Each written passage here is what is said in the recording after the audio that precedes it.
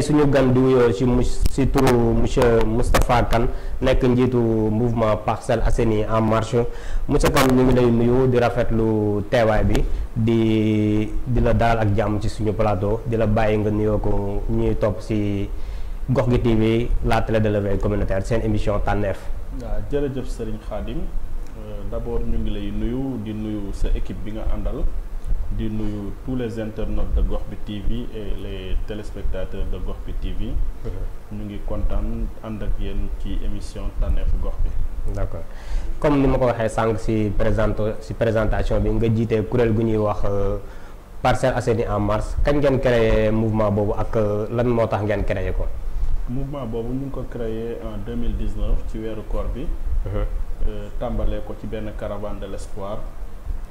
Vraiment li tax ñu créé ko nag dara taxul lu dul participer ci développement wu Sénégal. En particulier Parcelles Assainies. li nga xam ne moo ñu jox lépp ñu juddoo fi yaroo fi màggee fi. mu jox ñu lépp te gënal ñu lépp.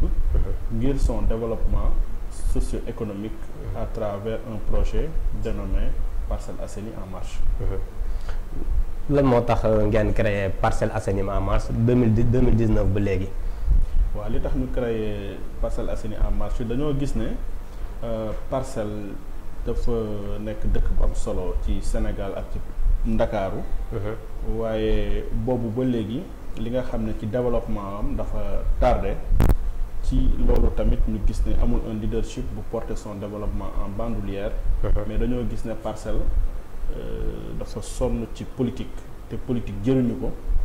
waaye tamit au-delà de la politique mais dañoo bëgg résident parcelle bu nekk à son niveau et à travers ses compétences et ses capacités.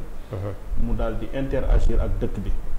participation ak citoyenneté am bañ a yem ci dem voter rek daal di toog mais Parcelles Assainies amal ñu njëriñ waaye ñu nit ñu amal njëriñ Parcelles Assainies am taxaw bu ñu ko war a mën a taxaw. effectivement mais bu ñu déggee tur bi on a l'impression ne que seen ay activités wala li ngeen fas yéene seen ligne politique dafa jëm rek ci au niveau local ci au niveau Parcelles Assainies. waaw pour le moment au niveau local la yem. waaye suñu visée weesu na Sénégal weesu na sax Afrique àdduna la ñuy waxal.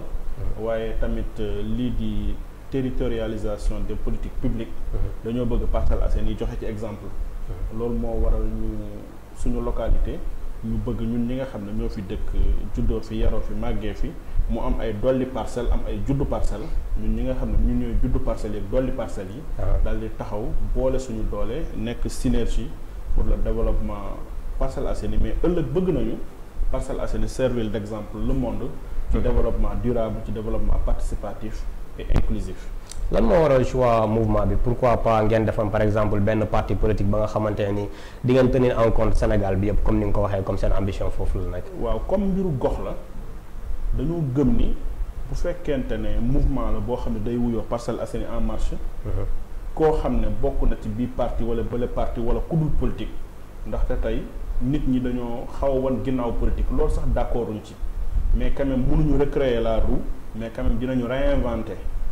indi ci beneen forme indi ci benn particularité parce que tey boo nee Parcelles Assainies en marche ku bokk pouvoir wala ku bokk opposition wala ku bokk parti bi wala bële wala ku politique mën na cee gis boppam et on va être en phase ak tous les Parcellois sur un projet boo xam ne non seulement du projet politique kese mais c'est un projet de société. D'accord. Projet bu indi développement. Dans tous les sens du terme. jogante gox yi ak gox-goxaat yi ñu jàpp ko war ko amal le 23 janvier atum 2022 sa candidature au niveau de Parcelles Assainies kenn lam neetu ko lan moo la poussé ngir nga bëgg a samp sa ndënd ngir jël maire Parcelles Assainies. waaw li ñu poussé ngir ñu samp suñu ndënd pour jël mairie Parcelles Assainies ànd ceeg waa Parcelles. mooy ni Parcelles dafa boobu ba léegi dañoo ñam politique yi ñi nga xam ne politique mooy seen métier. ba sonn muy pouvoir muy opposition. d'accord nag ñu ne nañu xool la troisième voie te man mii nga xam ni di un technocrate di un cadre de l'administration Parcelles daf ñoo jox lépp te bu ñu taxawee seetaan li yàqu ñun dañ cee am une responsabilité. effectivement loolu moo waral li ñu jàng ci wàllu politique ak li ñu jàng ci wàllu développement ñu bëgg ko mettre au service su Parcelles Assainies ngir faj gàkk-gàkk yi am Parcelles Assainies mais aussi indi ci yeneen touche yoo xam ne Parcelles ëllëg dina nekk dëkk boo xam ne nit da koy choisir pour yéene fi dëkk wala pour yéene fi ñëw. Parcelles problème moom bëri na ñu ngi naan Parcelles Assainies mais wàllu assainissement sooxe na des na ak yeneen comme marché beeg ya nga xamante wàllum xëy yu ndaw yeeg yooyu noonu lan mooy seen programme à travers votre politique si ngir jafe-jafe yooyu Parcelles waa yi dund ngeen génn leen si. waaw lii suñu programme nag li ci axe yi ci gën a am solo. doon na restaurer le cadre de vie au niveau des Parcelles Assainies. D'accord. Rendre Parcelles Assainies ba qualificatifu Assainies boobu ñu daal di koy retrouver waaye tamit dinañ ci boole Parcelles dafa am dañ ci war a créer un environnement des affaires.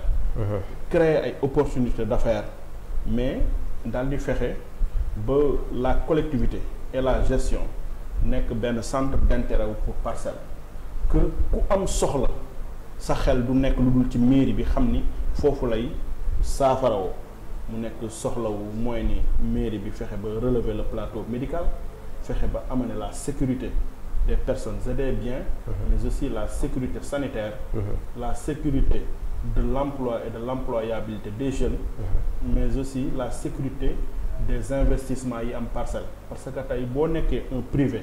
D'accord. Mairie bi waroon nekk quelqu'un koo xam ne moom mooy créer l'environnement moom mooy créer les conditionnalités yoo xam ne mooy tax Parcelles daal di attractive loolu ñu daal di koy créer loolu bokk na ci suñu yéene dafa tey Parcelles dafa amul benn label dafa amul benn adresse dafa existé wul ci wàllu géomarketing pour que Parcelles nekk une commune et une zone d'attraction sociale pour mën a attirer. Tu étais censé l'en empêcher. di fa consommer. Votre sœur a hélas bien autre volonté que les affaires. Oui, ça c'est sûr. D'affaires. Mais il lui manque cette parfaite combinaison de synchronisme, suñu 4 de marchés ak suñu compétence espace et bi de nekk force église ak qui fait suñu de vous le géej gi plus ak suñu incroyable corniche bi combattant du monde ak entier. suñu Vous li nga m'avez, xam ne moi. mooy capital humain bi ñu am. Alors loolu bu ñu ko libérez-les. combiné dafa nekk benn potentiel fort. Chaque mais chose boobu en léegi son dañoo temps. tëdd Je vous défie en de duel l'or même. dur mu mujjee nekk Vous gagnez. or dur.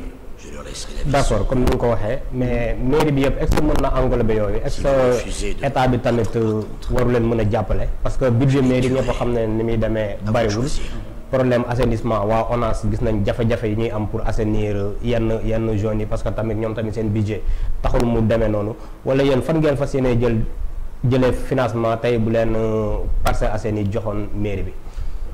D'abord foofu bu ñu fa taxawee seetlu dañuy gis ne Parcelles ni ko état waroon taxawoo loolu dafa des waaye tamit loolu dafay am une responsabilité ci waa Parcelles Assainies da ciy ñëwaat ndaxte dañ fee fal ay nit ñu liggéey ci état ñooñu waroon a mën a taxawu de manière structurelle Parcelles Assainies mais de manière conjoncturelle rek lañ fi intervenir au moment des élections loolu nekk benn problème loolu nekk benn problème leadership buy porté en bandoulière bu am préoccupation le développement ak aussi am vision am aussi projet de société pour Parcelles parce que aussi quelqu'un qui n'a qu'un projet politique pour les Parcelles mooy électorat Parcelles moom moo ko intéressé ak quelqu'un qui a un projet de société qui a un projet pour développer Parcelles Assainies quelqu'un qui a une vision prospective pour mën a xam fan lay sukkandiku pour développer Parcelles bokkut ak koo xam ne il n'a qu'un projet politique fan ngeen fas yéene sukkandiku ngir développer Parcelles. waaw fi ñu bëgg sukkandiku mooy d'abord sur les potentiels forts mais aussi renforcer les maillons faibles de Parcelles Assainies renforcer les maillons faibles de Parcelles Assainies mooy Parcelles dafa amul label dafa amul attractivité Parcelles dafa am problème assainissement Parcelles dafa am problème environnement Parcelles aussi dafa am problème opportunité d'affaires. Tey la mairie moo waroon organiser l'environnement proprement dit mooy le cadre de vie muy ñu aménager les espaces aménager plage bi aménager corniche bi permettre mu am ay parking ñu permettre bâtiment yi fa nekk mu mën nekk bâtiment à usage de bureau booy xool enseignes yi nga xam ne ñoo am ci VDN bi boo ñëwee ba cité Kër Damel fa lay yem Parcelles doo fi gis ay entreprise ñu installé wu fi bu amee it bariwul suñu zone d'activité bi fii nii ci église bi ci ginnaaw église bi zone boobu noonu benn assiette foncière la boo xam ne bu am importance suñu 4 marchés yi ñu daal di bari alors que marché yi waroon nañ leen mën a organiser moderniser leen mu nekk ay zone yoo xam ne zone d'activité lay doon nekk ay marché yu am solo parce que Parcelles position da ko may mu nekk à cheval entre buntu Ndakaaru ak banlieue bi ak Dakar ville. d'accord Parcelles waroon na mën a am ay marché spécialisé comme marché poisson Parcelles mënoon a am ay marché électronique waroon am marché tissu waroon mën a am marché fruits et légumes. d'accord loolu yëpp organiser wuñu ko mu nekk benn jaxasoo zone d'activité bi fa nekk encadré wuñu leen liggéeyuñu ak chambre de commerce nii ak chambre de métier il y a pas la présence de l'APIX au niveau de Parcelles Assainies.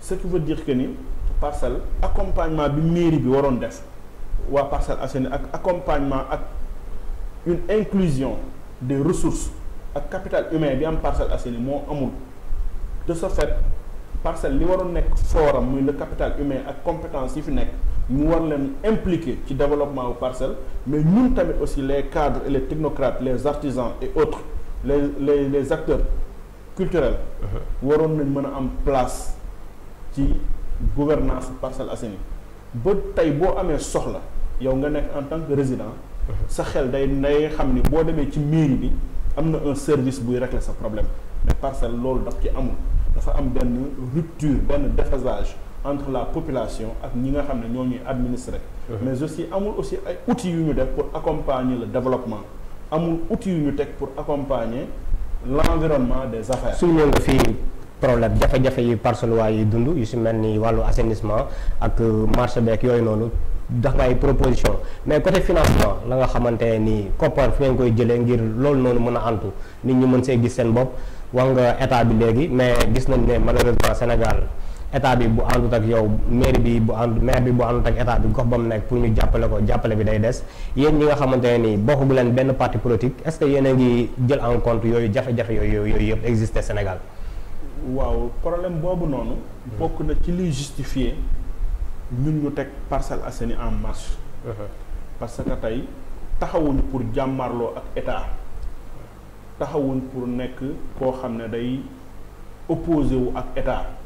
mais Parcelles Assainies en marche dafa ñëw nekk koo xam ne li ko tax a jóg muy le développement inclusif Parcelles Assainies en collaboration avec l'État du Sénégal et les services de l'État. état bu fi mënti nekk état bu fi mënti nekk Parcelles Assainies en marche bu ñu jëloon tey mairie bi. li ko intéressé mooy proposer état ay opportunités yoo xam ne proposer aux Parcellois. permettre aux Parcellois que ay projets yu important de l'État ñu def une présentation def benn géomarketing boo xam ne day tax État sera forcé mu collaborer ak Parcelles def fa li mu fa war a def autre chose aussi keneen koo xam ne tamit nekkoo ci État ñu parti opposition wala mouvement wala un particulier Parcelles Assainies en marche dala considérer comme koo xam ne dañoo bokk lépp. mais yow gisoon nañ la élection présidentielle 2019 ngay soutenir candidature Idrissa Seck. candidature Idrissa Seck. soutenir nañ ko parce que moment boobu. Parcelles en marche moo ko soutenir wala yow personnellement yaa ko soutenir. instant bi ñuy soutenir candidature Idrissa Seck Parcelles en marche juddoogul. waaw kon 2019 boobu avant après élection yi la Parcelles en marche. après élection yi la Parcelles en marche daal di judd. d'accord ndaxte perspective locale la ñu nekkoon ñu xam ni question de localité mbiru gox mi la. bu élection présidentielle jotee ñu xool ki nga xam ne yaakaar nañ ni Sénégal moom moo ci gën ñu daal di dem ànd ak moom. ba tey jii nii loolu moo tax Parcelles Assainies en marche ñun li ñu gëm mooy ni ku nekk ci pouvoir bi ak ku nekk ci opposition bi dañu war a waxtaan ak yow. sa ànd ak Idrissa Seck fu mu toll instant bi suñu ànd ak Idrissa Seck bi ñu paree ci élection yi. ñu seq jàmm mais aussi li nga xam ne moom ci la nekk moom. mu ngi ci ñun aussi ci li ñu nekk ñu ngi ci. kon séparation am na foofu noonu. parce que moom ci boppam tey jii nii.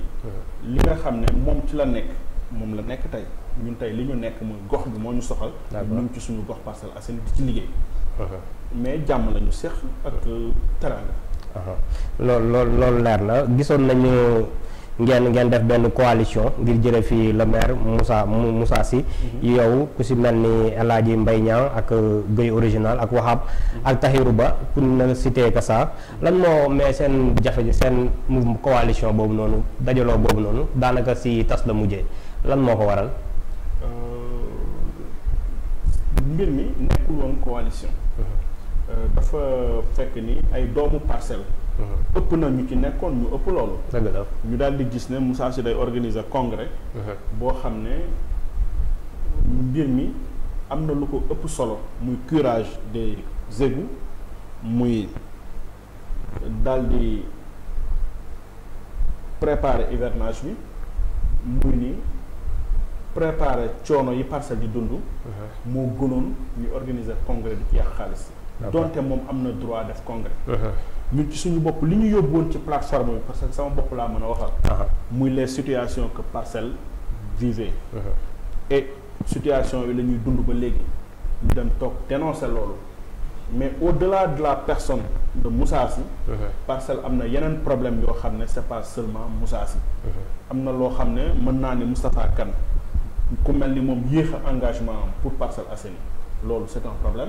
D'accord mais le nœud du problème tey mënuñ ko jiiñ kenn ku dul Moussa Sy c'est le maire. mais quoi qu'on puisse dire moom mu ngi wàcc sur le terrain di dem ci marché yi di au niveau set setal yi ñuy def mu ngi dem en tant que maire wàcc di jege population. wàcc jege population bi muy def caravane am gisoo bouclier bi ko toppoon kooku jege na population bi wala yow da nga gëj Parcelles Assainies ndaxte tey Parcelles Assainies ñun dañu am déphasage ak édile yi ñu jiite édile bi ñu jiite dañu am déphasage ak moom ak population bi du samay waxu nit ñi la. mais ñun aussi lu ñu constaté la gis ko te bi ko nit ñi waxee dañ ko dëggal xam ni loolu moo nekk kon tey Moussa Sy doy na boobu noonu amoon c'est pas seulement Moussa Sy ak képp koo xam ne da nga taxawaayu Moussa Sy loolu ça te concerne mais tey moom moom lay concentré wu parce que moom moo yor suñu bopp moomeel. mais la personne de Moussa Sy pour ce qui nous concerne vraiment amuñoo ak moom benn xaarma yàlla. amuñoo ak moom benn jafe-jafe. li ñu gis mooy ni dafa yor suñu bopp moomeel te nam ko yoree daal di yàgg lool te amul benn réalisation bu mu concrétiser vision ak fi Sénégal toll ak fi Parcelles toll daal di koy raw. amul un projet de société pour Parcelles Assainies amul réalisation pour Parcelles Assainies il a montré ses limites de manière objective. mais am na yu mu fi def ay tabax stade ak yeneen yu ni mel marché bi tamit day wàcc di jéem a régulariser yenn poids yi fay am. tey bu la borom marché yi déggoon di nga xuloo ak ñoom parce que tey bilan wu 14 ans nga ne ma benn stade bu pareegul boobu ba léegi. depuis presque 10 ans football lu ñu fa pareegul ak lan la réalisé waat Parcelles infrastructure yi mu amoon muy ay lieu d'émulation intellectuelle daf fi manqué lieu d'expression des talents artistiques et culturels daf fi manqué comme suñu centre culturel Parcelles Assainies boobu ba léegi suñu plage bi est à l'état ay gravats lañ ñu fi sottil. D'accord Parcelles Assainies suñu hôpital bi plateau médical bi niveau bi dafa très bas Mabdou centre de santé plutôt Maam Abdou niveau bi dafa très bas suñu cadre de vie dafa détérioré wu ajouter problème de l'assainissement ajouter chômage endémique bi am Parcelles Assainies nga xam ni dans un contexte général dafa nekk ci Sénégal mais dafa rawee Parcelles ndaxte Parcelles amul bërëbu liggéeyukaay amul environnement boo xam ne day permettre attractivité des affaires ak amul opportunité problème formation professionnelle ñu am ci problème ACAPES mu ngi nii waroon nekk quelque chose boo xam ne bu ñu mën a basé wu jàppale ko mu daal di jóg mën di former jigéen ñi mën di former jeunes yi pour que li nga xam ne learning by doing nekk benn réalité ba pare accompagner les entrepreneurs et ñi entreprendre ba pare seen difficulté ñu accompagner leen jegeloo leen chambre de commerce ak chambre de métier. loolu dafa nekk benn problème au niveau mais énumérer ay problème comme boo toogee di énumérer ay problème loolu vision la ñëpp par exemple mën nañ ko mais solution bi fan lay jëlee wala fan ngeen fas yéenee jëlee la nga xamante ne di ngeen ko indi saafara ngir Parcelles si wàllum comme ni nga ko waxee assainissement wàllum xëyu ndaw ñi parce que xëyu ndaw yi tamit quoi qu'on puisse dire jafe-jafe la au niveau national parce que gis nañ njiitu réew mi sax ak programme yi mu si jot a def mais ba léegi nit ñi ñu ngi continuer di souligner problème boobu noonu yéen fan ngeen yaakaar ne mooy solution au niveau des Parcelles Assainies. waaw solution bi d'abord mu ngi tàmbalee ci la formation ndaxte tey il faut que opportunité yi d'emploi yi mu am une adéquation entre la formation et l'emploi. D'accord. Mais aussi il faut que ñu xiir nit ñi ci l'auto-emploi et l'entrepreneuriat. D'accord, auto-emploi, entrepreneuriat, mais li ñuy gis suite du am par exemple teg nañu ay kuréel yi nga xamante ni pour jàppal nit ñi mais suite du am mais koo jël benn 200 millions jox ko mu loolu noonu ñun wax nañ ko parce que ñun ñi nga xam ne ñoo góorgóorlu ba exister. D'accord. Muy le menuisier bi nekk ci mbedd mi. Muy le jeune entrepreneur bi commencé entreprendre. Wala ki entreprendre ba daanu. Yëkkati kooku mu jóg renforcer ko.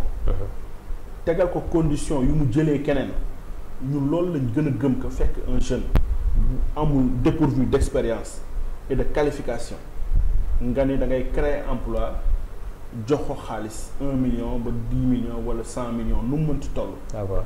Kooku la plupart du temps c'est voué à l'échec parce que une même expérience dans les mêmes conditions mënoo ko réaliser et s'attendre à un résultat différent. D'abord il faut que ñi nga xam ne ñoo commencé liggéey tàmm liggéey ñu renforcer ñooñu. Jàppale leen encadrer leen ba pare la commande publique ñu jël ko am ci une part boo xam ne accompagnement bi tamit am na ci solo. waaw même la commande publique buñ ko joxee entreprise sénégalaise yu mag yi ñoom ci seen bopp dinañ mën a liggéeyloo entreprise sénégalaise yu ndaw yi entreprise yu ndaw yi liggéeyloo particulier yi. Effectivement. te tey jii nii mais bu fekkente ne tout ce qui est commande publique yeneen entreprise ñoo ko yor loolu day sonal sénégalais yi te duñu compétitif mais la formation moom mooy clé de voûte succès bi mais nit ki parce que il faut que ñu xiir ko inciter ko mu xam ni moom ci boppam dafa war a utal boppam liggéey mais utal boppam liggéey ci nan mais il faut que marché existe. bu ñu joxee marché yi sénégalais mais kenn ku ci ne di nga am loo ci coppati am loo ci mos.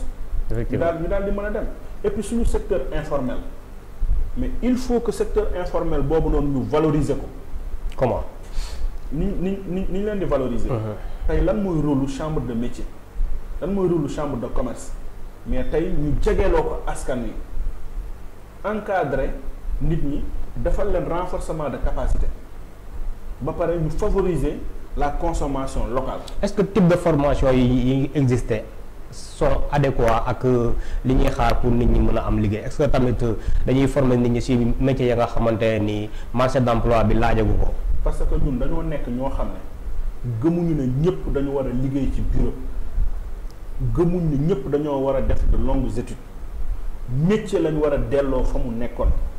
Effectivement taux de déperdition à l'école bi ñu mën leen récupérer jàngal leen métier ba mu mokk. loolu tamit problème système éducatif bi daf siy dugg. Non c'est un problème global. boo xam ne mënuñu ko régler de manière conjoncturelle nii ñëw injecter benn ay milliards pour régler le problème il faut que problème bi ñu jël ko à bras le corps bañ ko liggéeyu tayal la famille jouer ci sa partition la municipalité jouer ci sa partition l'État jouer ci sa partition jeunes yi ci boppam ñoom tamit gëm ni nit ki ñu jàngal la ni ngay nappee mu ëpp solo ñu may la jën.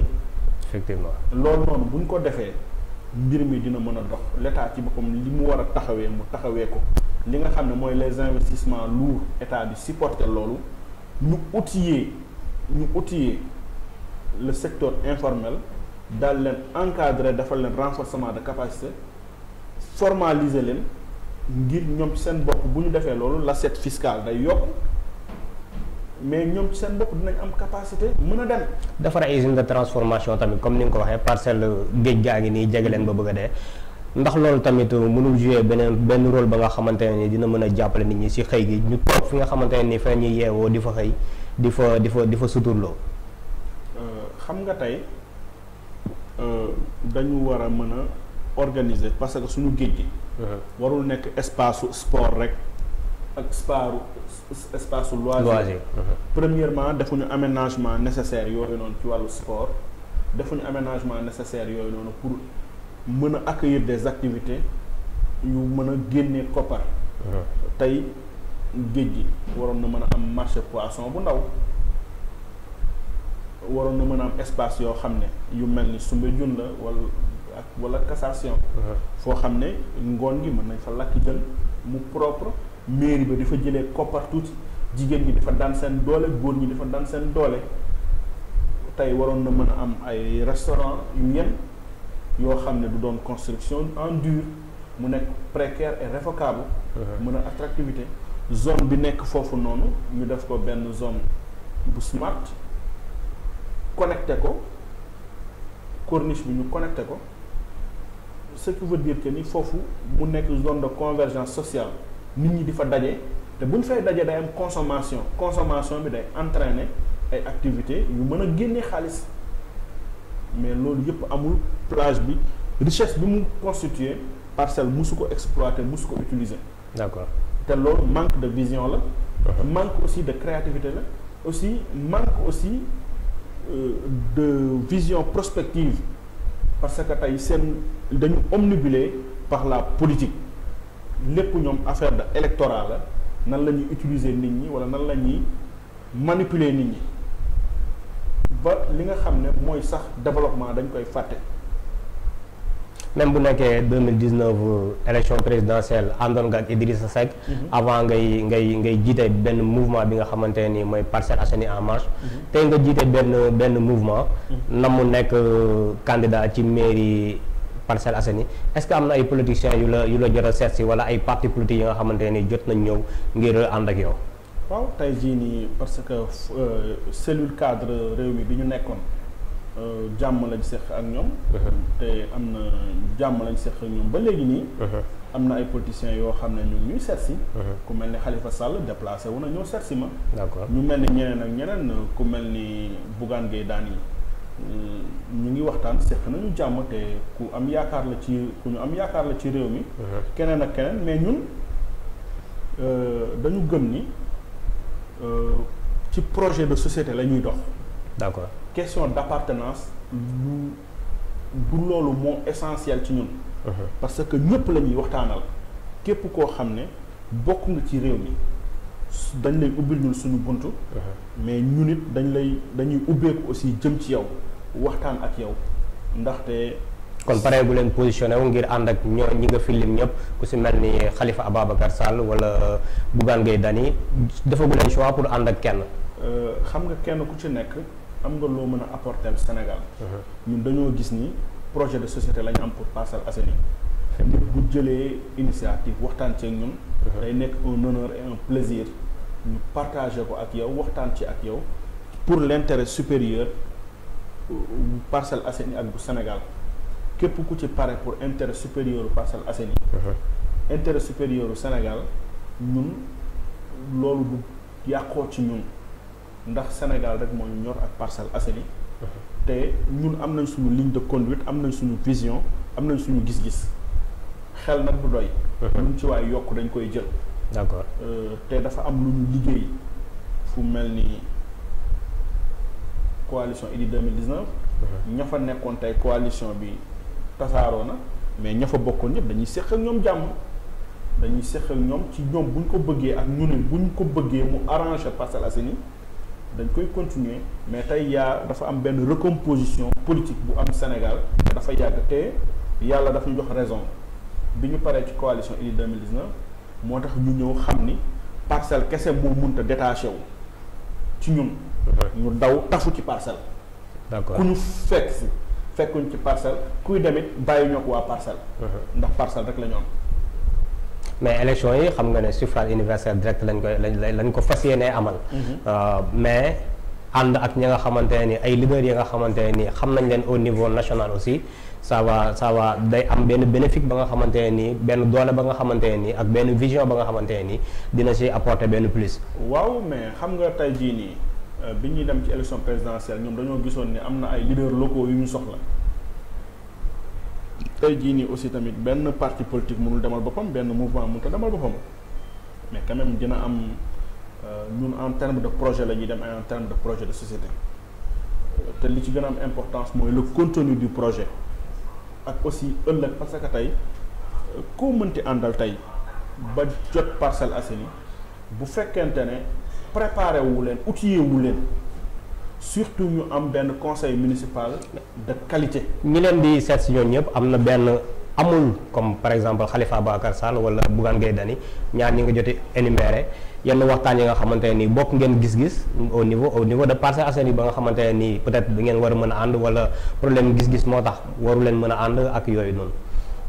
xam nga ki nga xam ne dafa yor parti politique.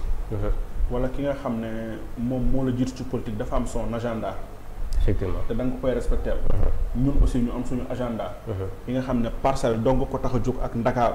d'accord kenn ku ci nekk da nga koy bàyyi ak agenda am bis bu ñoree dina sotti. mais boo leen di waxtaan war ngeen waxtaan ci ay principe ku nekk fi mu bëgg a ligne de conduite bi mu jël. est-ce que d'accord ngeen ci. am méngoo na seen ligne de conduite méngoo na wala méngoowul. ligne xam nga ku ñëw toog yow. li mu lay wax ci wàllu développement. li mu lay wax ci wàllu infrastructure ak constat bi ñu def Parcelles Assainies benn lay doon.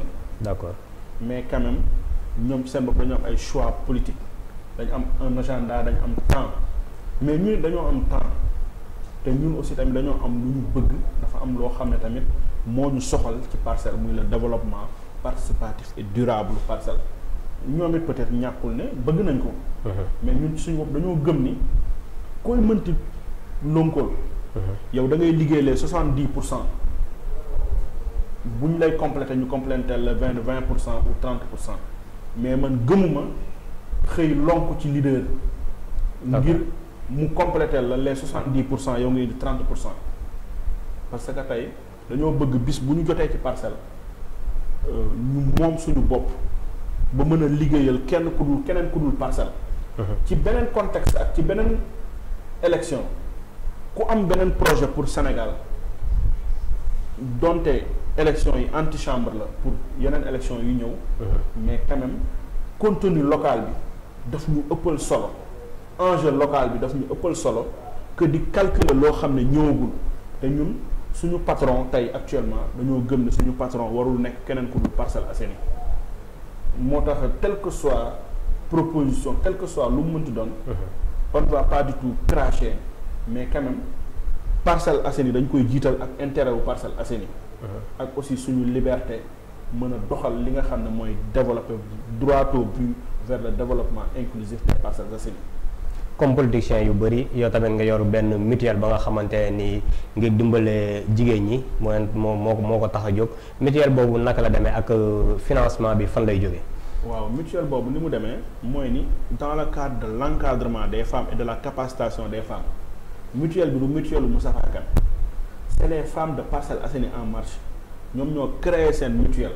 ñoom ñoo nekk ay entrepreneurs créer seen mutuelle ñun ni ñu leen defal mooy dañ leen héberger faciliter leen ci charge yi pour que ñoom ñu mën a doxal jox femmes yi aussi autonomisation des femmes. lan la ñuy def ci mutuelle boobu. ñoom mutuelle bi c'est mutuelle lu crédit la et de production. participative. d'accord xam nga ñoom seen bopp ñoom ñoo ko créer ñoom ñoo koy doxal ñoom ñoo koy administrer ñun li ñu leen di defal mooy dañu nekk benn incubateur start-up. muy permettre ay entrepreneurs mën a développer ay facilitation parce que tey 70% des entreprises dañuy dee ci première année exercice bi ndax lan ay charges fixes ak charges d'exploitation. soo amee lu ndaw am nañ suñu siège def ko espace coworking jox leen fa benn espace bu ndaw ñoom ñu toog fa di liggéey te loolu bu ñu doon louer local tey fay 100 000 ou 200 000. wàññi nga leen ay charges quoi wàññi leen ay charges. ni ñu ko defalee ay jeunes ay jeunes yoo xam ne ñu ngi ci BTP ñoo xam ne agence immobilière lañ yor ñeneen ñi yor agence de sécurité ñeneen am d'autres projets yoo xam ne li ñu leen di accompagner mooy étude de projet ak aussi. suivi et évaluation recherche et financement ci loolu ñu gis ne tey ñun wane nañ échantillon wane nañ la voie. est-ce que yooyu noonu mu ngi trouver mu ngi apporter ses fruits. mu ngi apporter ses fruits te demeewul ni ñu ko bëggee woon parce que tey dañu nekk ñoo xam ne amuñu doole mais on a montré l'exemple tey jël nañ suñuy femmes yóbbu leen ci foire internationale ñu présenter ay produits parcellois. yoo xamante ne biir parcelle lañ ko defaree yoo xam ne biir parcelle lañ ko defee am ci marque am ci ay contacts am ay commandes France États-Unis fépp ñu ci monde bi ñu fay am ay contacts loolu ñu ngi koy. produit yu mel nan. céréales locales. li ay saabu eau de javel produits locaux. ya nga xamante ne nii fii lañ koy defaree. café Touba ñu am ci benn marque. mu nekk loo xam ne lu am solo la ay gâteau xam nga naana jus. d'accord. concentré. yu bëri produit yu bëri. te am na d'autres formations yoo xam ne ñu ngi koy def parce que ñun du ñu bàyyi ba jot mairie bi ne dañuy wane ne am nañ capacité de faire avant ñu jot mairie bi wane nañ capacité de faire pour wane ni vraiment mbir mi liggéey la. crédit yi nga wax ci biir day am effectivement day am remboursement. si day am remboursement parce que tey ñun doxuñu ci may nit jën.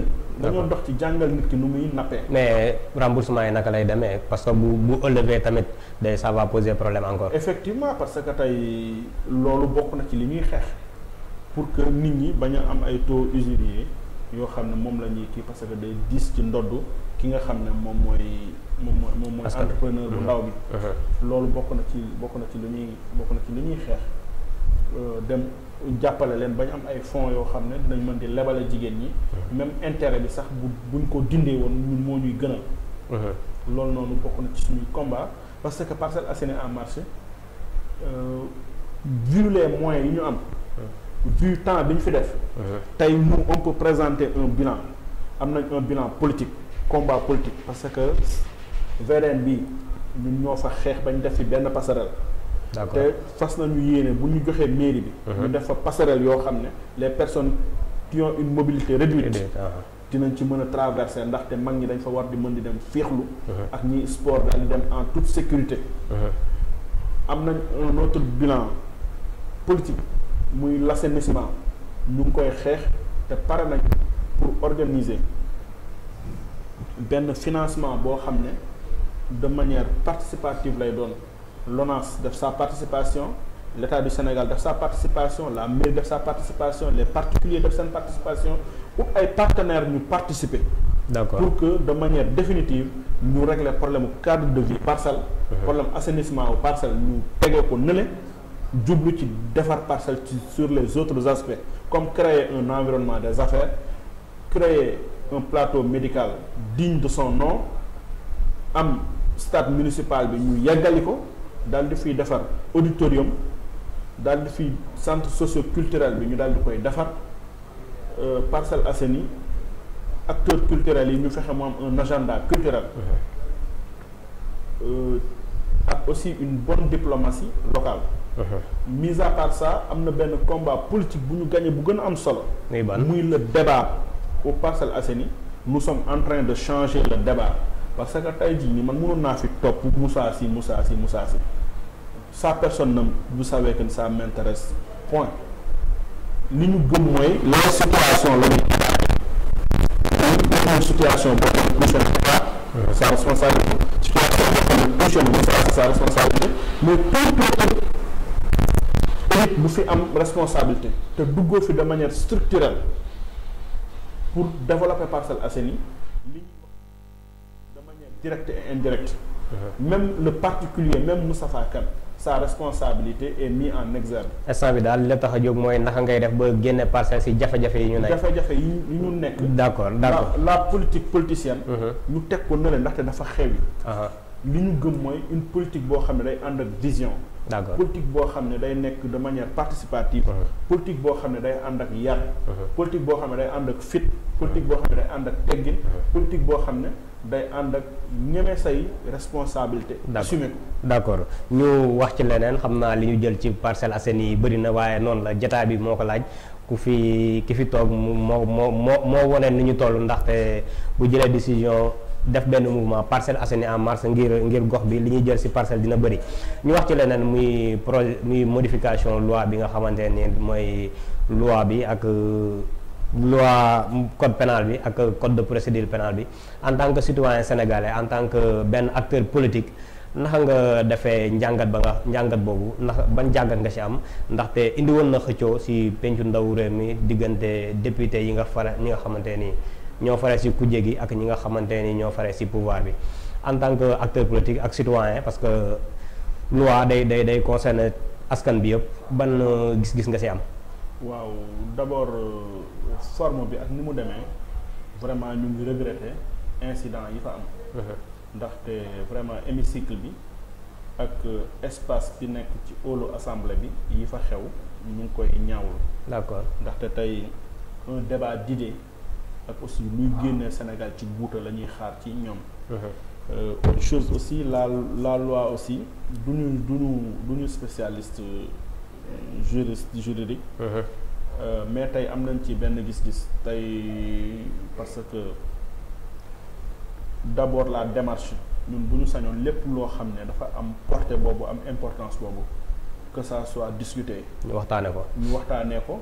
mais aussi ñu informer à temps l'opinion. ñu xam lan la ñu expliquer leen. pas explication buy lëndëmal xel yi mais explication buy leeral xel yi te tey nos intellectuels nos juristes dañu am benn responsabilité parce que tey ku ci wax rek ñu caricaturer la ne la da nga am foo waxee ak foo far takkal la étiquette kon tey ñoom seen wax dafa war a dem ba ñoom ñoo war a setal seen bopp ci étiquette yi. mais aussi question bu toll noonu man damay ñaawlu la précipitation bi ci am mu nekk loo xam ne dañ ko war a def ak teeyu bakkan. dégg nañ tey assurance su ministre de l'intérieur. d'accord ci communiqué bi mu génnee lundi alterné bii di. waaw ci communiqué bi. loolu d'abord de manière claire texte bi waroon na ko génnee ndaxte ñun duñu spécialiste. mais ñoom dañu ne loi bi am na fi depuis 2007. 2016 depuis 2007 Abdoulaye Wade moo ko voté 2016 mu nekk mu ngi woon en vigueur mais récemment 2021 ci après juste kii événement mars yi fi jot a am mooy mois de mars passé yenn manifestation yi fi jot a am waaw ku jéggi tamit jàpp ne dañ ko def ne serait-ce que pour restreindre seen ay libertés yi nga xamante mooy droit de marche ak yeneen ni ñu mel gis nañ ne sax ñeneen génn nañ ñu ci mel ni étudiants yi ak enseignants yi képp ku yor syndicat bi nga xamante ne ni des fois nga jóg di ñaxtu loi bi tiital na la ba nga jóg di ko ñaawlu. waaw loolu moo tax ñu ne la dafa jarul précipitation te dafa war a am une explication claire ñu permettre ku nekk nga mën a exprimer wu. parce que tey il est loin de comprendre manifestation nan lañ ci mën a génnee terrorisme man boog xamuma ko ci sénégalais xawuma ko ci Sénégal. d'accord. ñi nga xam ne nag. mais man di manifester di yàqal jàmbur tamit loolu rafetul même bu fekkee moo terroriste diis na trop. mais loolu am na lu ko prévoir ci loi bi. nañ ko yemale ci loolu suñu gis-gis. d'accord ñun loolu lañu yaakaar. mais quand même mbir chaque jour buy am di demee nenn ni xel day ñaaw te xel day teey. effectivement. te aussi manifester ba ci terroriste dafa nekk loo xam ne sori dafa nekk lu luur.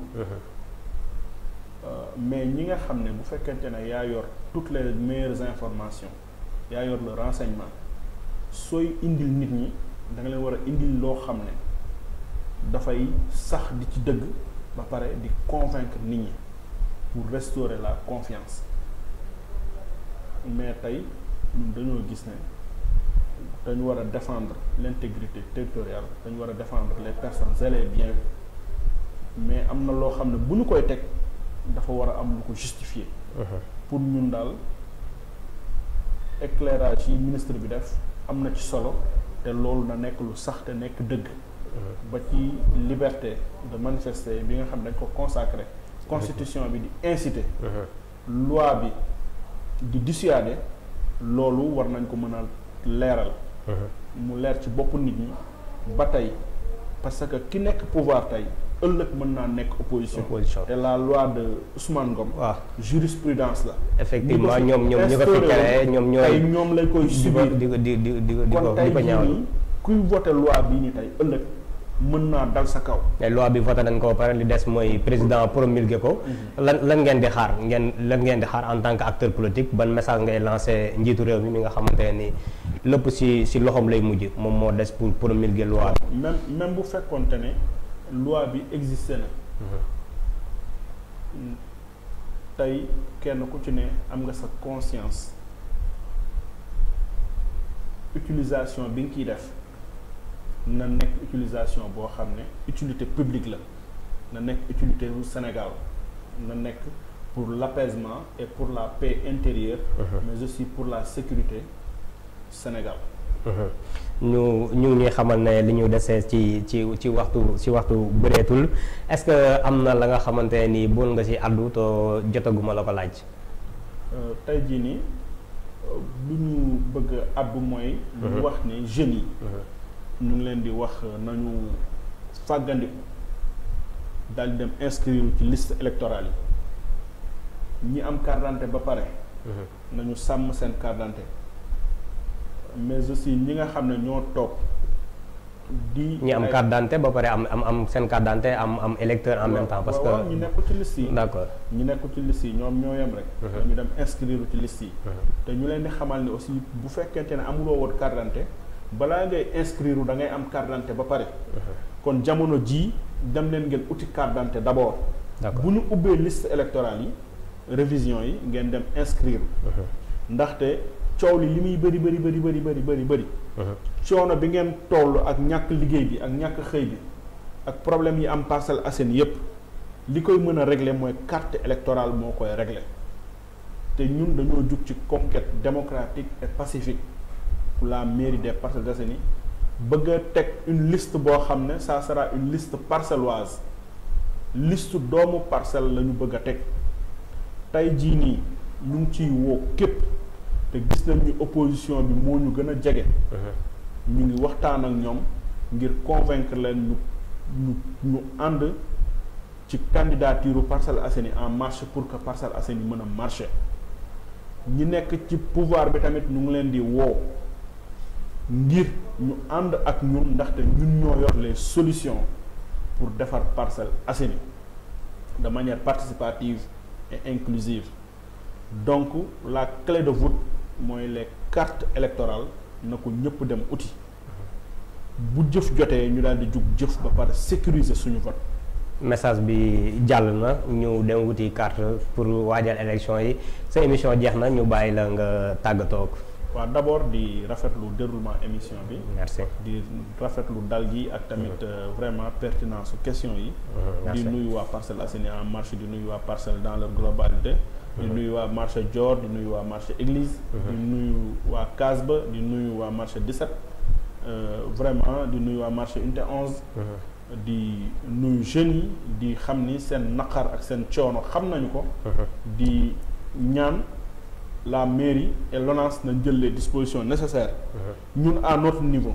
lu ñu mën ci disposition dinañu ko def. pour parer hivernage bi sinistre yi fi doon am dootu fi am. te Parcelles Assainies ñu jox ko nom bi mu mérité muy Assainies. mu nekkoon seen émission tànneefu gox gi tey ñu amoon mbégte dalal ci ki nga xamante ne nii mooy monsieur Moustapha Kane nekk njiitu mouvement Parcelles Assainies en marche di la jaajëfal ci teewaay bi di la ñaanal jàmm di la ñaanal bonne carrière di jaajëfal ñi fare woon ci technique bi naka noonu ñi toppoon jotaay bi ci plateforme yi ñu am moo xam Facebook di jégalu tamit ci problème technique bi fi amoon tuuti jafe-jafe yi wàllum direct moo demee noonu ñu leen di dig daje ci beneen numéro ak beneen invité àllarba bii di ñëw bu ci yàlla àndee jaa ngeen jëf.